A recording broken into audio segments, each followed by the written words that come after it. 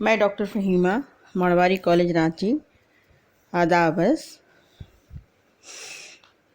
ہماری پیاری بچیوں آدابس ایم اے سیمسٹر 4 کا پیپر 2 میں میں نے آپ لوگوں کو ابوالکلام آزاد کی حالات زندگی کا فرسٹ پارٹ بتایا تھا۔ آج میں ان کے متعلق دوسرا پارٹ بتاؤں گی، ٹھیک ہے؟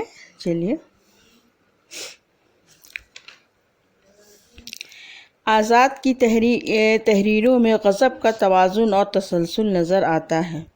جملے بڑے بڑے ہوتے ہیں لیکن ربط و آہنگ میں ذرا سا بھی فرق محسوس نہیں ہوتا۔ جملوں کی ترتیب و تنظیم اپنی جگہ اتنی مکمل ہوتی ہے کہ اس میں ذرا سا بھی رد و بدل عبارت میں بے لطفی پیدا کر دیتا ہے۔ عبارت میں جوش اور حرارت کے ساتھ ساتھ بلا کی روانی نظر آتی ہے۔ بلند سے بلند مضامین کو اتنے دل نشیں اور شگفتہ انداز میں بیان کرتے ہیں کہ موضوعات کی خشکی کا ذرا سا بھی احساس نہیں ہوتا۔ فارسی و عربی رنگ لیے ہوئے ان کی تشبیہ و استعارے، پرشکوہ الفاظ اور علمی و فلسفیانہ اصطلاحات سے ان کی تحریروں میں ایسی شگفتگی، اعلیٰ ذہنیت اور معنویت پیدا ہو گئی ہے جو ہمیں اردو ادب میں کہیں اور شاید ہی نظر آتے ہیں۔ سمجھ گئیں؟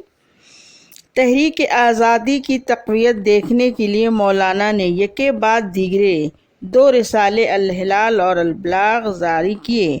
ان میں مولانا کے ادارے اور مضامین شائع ہو کر سارے ملک میں تہلکہ مچا دیے تھے اور انگریزوں کا ایوان حکومت لرز اٹھا تھا، اس لیے بار بار رسالے کی ضمانت ضبط ہو جاتی تھی، مگر مولانا کے پائے استقامت کو ذرا بھی جنبش نہ ہوتی تھی۔ مولانا کی تقریر اور تحریر دونوں جوش سے لبریز ہوتی تھی۔ جملے اکثر لمبے ہو جاتے تھے مگر نہ ربط و تسلسل میں کمی آتی تھی، نہ کہیں عبارت میں جھول پیدا ہوتا تھا۔ مولانا کے مضامین میں عربی فارسی الفاظ کی کثرت پائی جاتی ہے مگر اس سے زور بیان میں اضافہ ہوتا ہے۔ علمی اور فلسفیانہ اصطلاحات بھی قدم قدم پر نظر آتی ہیں۔ دراصل علمیت مولانا کی شخصیت کا لازمی حصہ ہے اور ان کی تحریروں میں جلوہ گر ہوئے بغیر نہیں رہتی۔ قرآن و حدیث کے حوالے بھی جا بجا پائے جاتے ہیں جس سے ان کی نثر زیادہ باوقار ہو جاتی ہے۔ مولانا ایک زبردست انشا پرداز ہیں، مختلف اسالیب پر انہیں قدرت حاصل ہے، ان کے انداز بیان میں بہت تاثیر ہے۔ غبار خاطر مولانا کے ان مکاتیب کا مجموعہ ہے جو انہوں نے قلعہ احمد نگر کے زمانہ اسیری میں اپنے دوست مولانا حبیب الرحمن شیروانی کے نام لکھے مگر بھیجے نہیں جا سکے۔ کہیں شعری، کہیں افسانوی، کہیں علمی اور کہیں سادہ سلیس انداز میں لکھے گئے۔ یہ خطوط اپنی مثال آپ ہیں اور ان کی تازگی آج بھی برقرار ہے۔ مولانا نے تذکرہ کے نام سے اپنے خاندان حالات لکھنے شروع کیے تھے مگر اس کی صرف ایک جلد ہی شائع ہو سکی۔ قرآن کریم کی تفسیر بھی نامکمل رہی مگر یہاں خاص طور پر ان مضامین کا ذکر مقصود ہے جو الہلال اور البلاغ میں شائع ہوئے اور جنہوں نے تحریک آزادی کو تقویت پہنچائی۔ مولانا نے 1958 عیسوی میں دہلی میں وفات پائی۔ دہلی کے جامع مسجد اور لال قلعے کے درمیانی میدان میں سپرد خاک ہوئے۔ اس طرح سے مولانا کی زندگی کو ہم بغور دیکھتے ہیں اور ان کا مطالعہ بھی کرتے ہیں۔ زندگی سادگی سے پیچیدگی کی طرف سفر کرتی ہے اور اس سے لطف اندوز ہونے کے لیے غور و فکر کی ضرورت ہوتی ہے اور یہ ہر شخص کے بس کی بات نہیں ہوتی جو مولانا میں تھی۔ مشکل پسندی کے لیے انفرادیت اور انانیت ہونی چاہیے مگر آدمی لکیر کا فقیر نہ ہو بلکہ ہر میدان میں اپنا راستہ خود نکالنے کا عادی ہو۔ زمانہ کی روایت کو من و ان قبول نہ کریں اور بلکہ اکثر ان سے بغاوت کریں۔ جو چیز ان کے لیے قابل قبول ہو اور جو ناپسند ہو اسے چھوڑ دیں۔ احمقوں کی طرح زمانے کی گیلا نہ کریں، بلکہ ہر صاحب نظر کی طرح اپنا راستہ اوروں سے الگ ہٹ کر نکالیں۔ اس کا نتیجہ تھا کہ ہر کسی کو خوش نہ کر سکے۔ چنانچہ وہ روش عام سے ہٹ کر چلتے تھے اور ہر چیز کو اپنی مخصوص عینک سے دیکھتے تھے۔ روایتی تصورات انہیں مضحکہ خیز نظر آتے تھے اور اپنے زاویہ نظر سے طنز کا نشانہ بناتے، مگر ایسی انانیت بھی نہیں تھی جو زمانے کا کرب و دکھ دیکھ کر کڑتا ہو اور اپنے غم و غصہ کا اظہار بلمرا کرتا ہو، یا اسے گوارا کر لینے پر خود کو مجبور پاتا ہو۔ حالات سے مفاہمت کرنے پر بھی کبھی تیار نہیں ہوتے تھے۔ ان کی ذہنی سطح پست نظر کوتاہ بھی نہیں تھی۔ ان کے مقابلے میں خود کو برتر اور بہتر خیال کرتے۔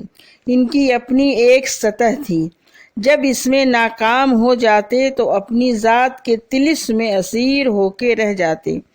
اس وقت ان کی کائنات کا حیرت زار کھلتا اور اپنے آپ سے خود مخاطب ہوتے، یا صدر یار جنگ ہو خطوط لکھ کر کرتے۔ اس طرح بزم کا التزام خود کرتے اور قلم ریز گوہر باز سے خزینہ گوہر برسات۔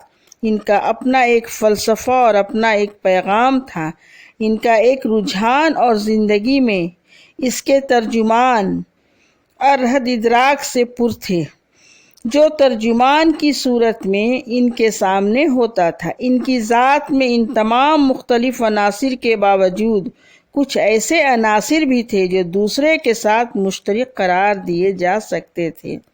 جیسے ان کا خیال تھا، انسانی شخصیتوں کی تعمیر کا انحصار جن عناصر پر ہے، وہ حیات انسانی میں اتنی تعداد و مقدار میں ایک دوسرے سے گھلے ملے ہیں کہ ان کا تجزیہ تحلیل کرنا تو دور کی بات ہے، ان کا شمار اور احتساب کرنا بھی آسان نہیں، کیونکہ انسان اپنی پوری زندگی میں مختلف حالات و واقعات میں مختلف شخصیتوں اور مختلف اشیاء کے اثر قبول کرتا ہے اور اپنی ذہنی سطح کو اتنا بلند بنا لیتا ہے کہ لوگ انہیں ہیما گیر اور ہیما جہت ہی نہیں بلکہ عہد آفرین شخصیت قرار دینے پر خود کو مجبور پاتے ہیں۔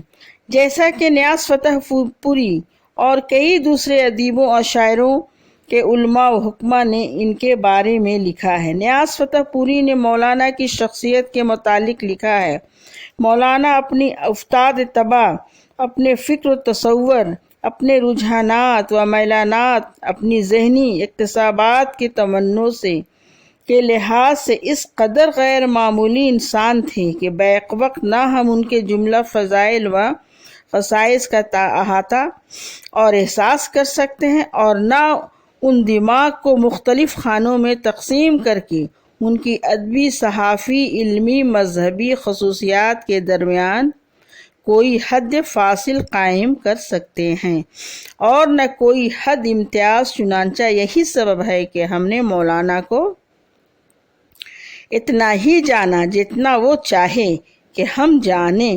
ان کی ہستی کے بہت سے مضمرات اور امکانات دنیا پر ظاہر نہ ہو سکے۔ وہ امکانات کیا تھے، ان کی تعیین و صراحت آسان نہیں، تاہم جس حد تک میرے ذاتی ربط اور مطالعہ کا تعلق ہے، میں کہہ سکتا ہوں کہ اگر ان کی زندگی ایک خاص سانچے میں ڈھل کر وہ نہ ہو جاتی جو ہمارے سامنے آئی ہے تو خدا جانے کیا کیا ہو سکتے تھے۔ اس طرح سے ان کے متعلق نیاز فتح پوری نے بتایا کہ ان کے اندر یہ خاصیت اور یہ خوبیاں موجود تھی۔ آج میں نے آپ لوگوں کو مولانا ابوالکلام آزاد کے بارے میں پورا نوٹس کمپلیٹ کر دیا ہے، اسے آپ لوگ بغور سنیے گا اور انشاءاللہ کامیابی کی منزل طے ہوگی۔ ٹھیک ہے، تب اللہ حافظ۔ اگلے کلاس میں دوسرے موضوع پہ بات ہوگی۔